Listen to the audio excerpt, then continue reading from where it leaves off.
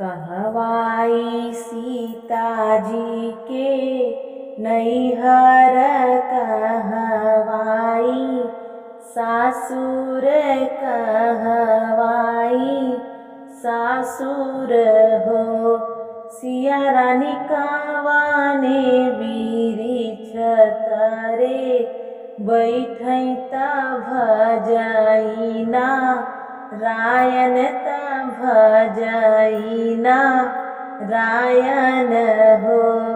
सिया मोरी कावाने बिरिछ तरे बैठै त भजाइना रायन त भजाइना रायन हो। जनकपुर सिया जी के नैहर अयोध्या में सासुर अयोध्या में सासुर हो।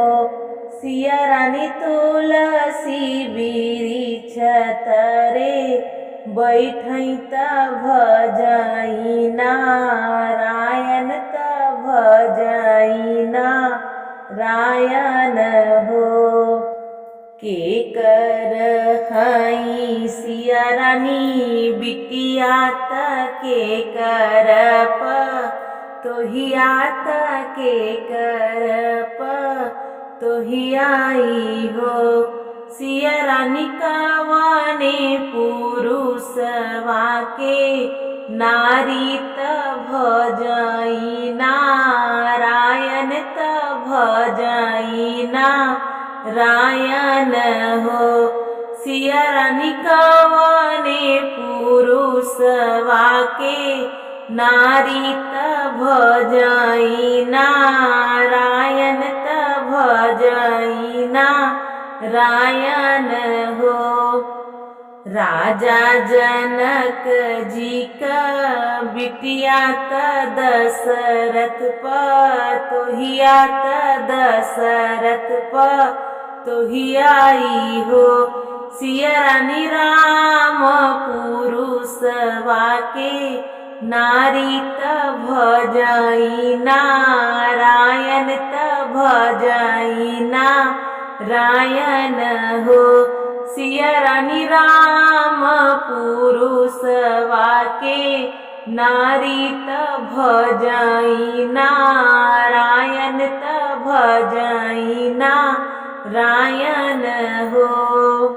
के हाय सिया माई के देवर त के हाय सेवक त के हाय सेवक हो।